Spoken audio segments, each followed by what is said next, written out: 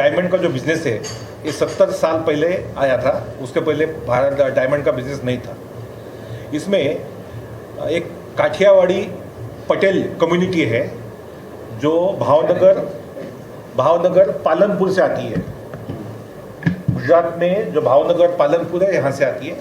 और ये कम्युनिटी ने डायमंड के बिज़नेस में एक मतलब स्पेशलिटी हासिल की है। और ये सब लोग पिछले 70 सालों से मतलब पहली पीढ़ी, दूसरी पीढ़ी, थर्ड जनरेशन तक अभी डायमंड बिजनेस में है। और ये लोग south Africa, Belgium, Australia, Russia ऐसे देशों से रफ डायमंड लाते हैं। रफ डायमंड दिखने में तो एकदम पत्थर होते हैं, तो ये लोग उसको पॉलिश करके उसको डायमंड बना के लगभग 2 लाख करोड़ का भारत देश को एक्सपोर्ट का बिजनेस देते हैं हर साल 1 साल में। इसमें टोटल 5000 डायमंड मर्चेंट्स है। उनके पास लगभग 1 लाख वर्कर्स है। इतने लोगों को रोजगार देते हैं। फिर ये जब एक्सपोर्ट करते हैं, वो जो एक्सपोर्ट का जो ऑफिस है वो भरत डायमंड बोर्ड्स BKC में इनका मार्केट है। वो मार्केट के अंदर ही मैं जाके देख के आया हूँ, कस्टम का ऑफिस है। वहाँ पे कस्टम का एडिशनल कमिश्नर और डिप्टी कमिश्नर बैठता है और अप्राइजर और वैल्यूअर होता है। और इनके थ्रू वो पार्सल जो है एक्सपोर्ट होता है। और जब एक्सपोर्ट के लिए भारत डायमंड के कस्टम के ऑफिस में जमा किया जाता है, वो जाता है SIIB कमिश्नर अंधेरी आवास मुंबई में। फिर जैसा है उनके पास जाता है तो उस पर जब जो एक्सपोर्ट करता है उसका नाम और मोबाइल नंबर होता है। वो जो SIIB का जो कमिश्नर है वो व्यक्ति को बुला लेता है। और ये हालांकि ये जो कम्युनिटी है ये डायमंड में एकदम एक्सपर्ट है, लेकिन ये लोग पढ़े लिखे नहीं है। इनको हिंदी इंग्लिश पढ़ने लिखने आता नहीं है, कानून की जानकारी नहीं है। तो इनको ये लोग बुलाते हैं और दिखाते कानून का, ये देखो तुम्हारे ऊपर नोटिस लगेगा, फाइन लगेगा, इतना पैसा दो। और ये जो अंधेरी में जो SIIB का कमिश्नर का ऑफिस है, यहाँ पे कहीं पे भी CCTV नहीं है। सुप्रीम कोर्ट का जजमेंट है कि सिंपल छोटा सा पुलिस स्टेशन होता है, वहाँ पे कंपलसरी CCTV है। लेकिन ये जो कस्टम का SIIB का कमिश्नर का अंधेरी में ऑफिस है कस्टम का, यहाँ पे एक भी CCTV नहीं है।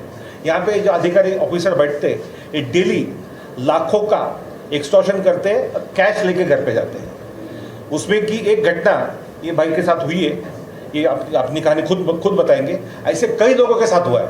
और डेली वो ऑफिसर घर पे 5 लाख, 10 लाख, 25 लाख लेके जाता है।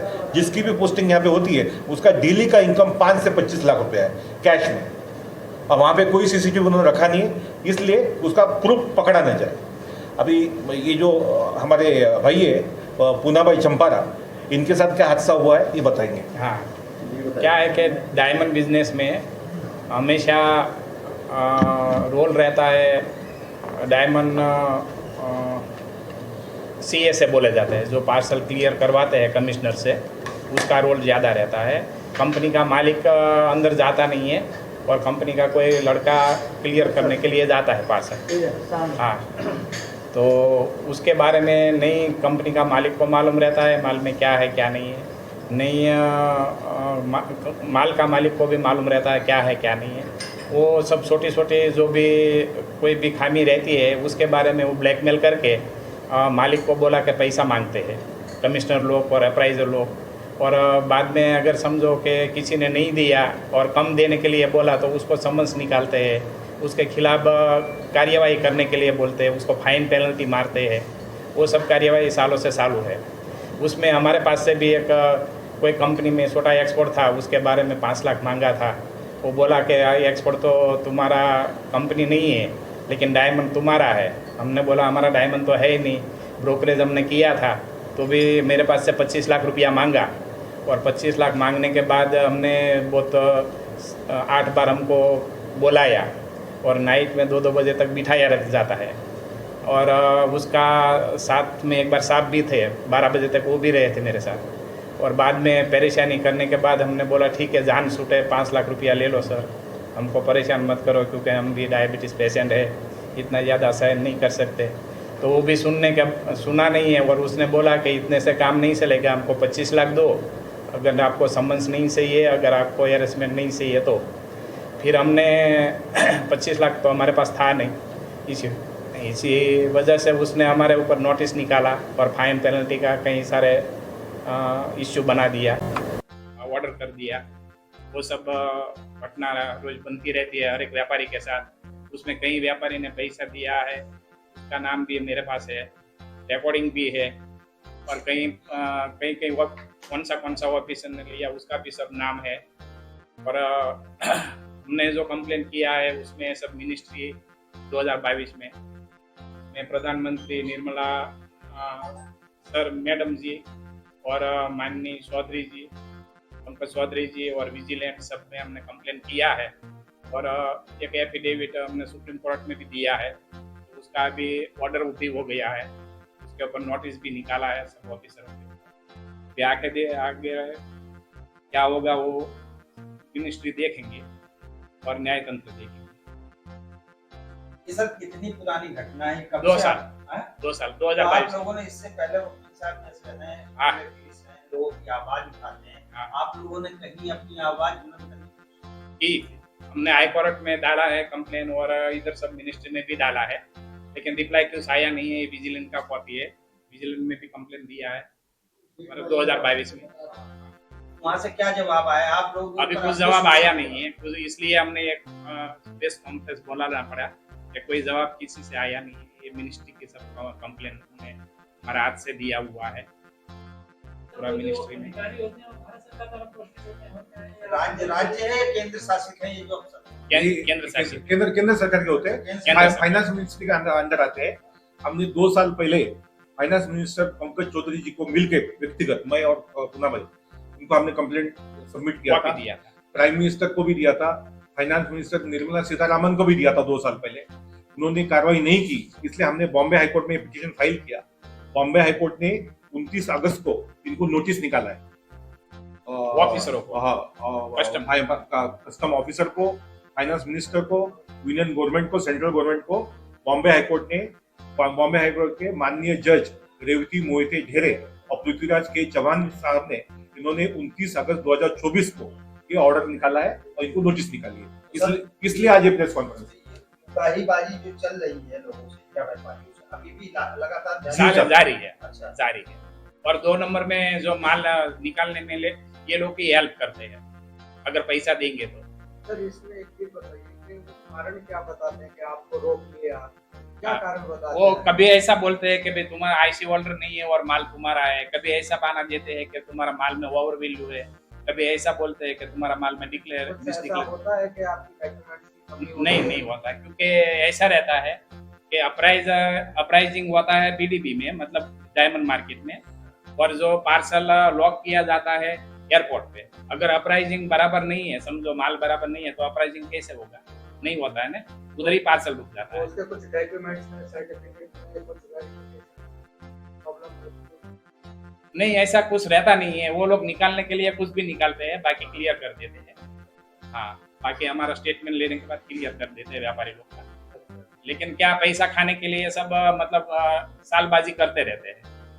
तो ये सिर्फ आपके साथ में हो रहा है या और भी है? बहुत सारे व्यापारी है जिसका मेरे पास लिस्ट है पूरा, सबके किसकी तरफ से कर रहे हैं? नहीं, उसका ऐसा है, ये जो सब व्यापारी है ये लोग अनपढ़ है, इनको इंग्लिश वगैरह आती नहीं है, इनको डराया धमकाया जाता है और ये लोग आज भी डरे हुए हैं, ये सामने आते नहीं कंप्लेंट करने के लिए। पुना भाई का ऐसा है कि ये एक सामाजिक व्यक्ति वहाँ के, उनको पुना चाचा बोला जाता है और ये हमेशा अन्याय के खिलाफ लड़ते हैं, इसलिए इन्होंने आवाज उठाई और ये हमारे तक पहुंचे।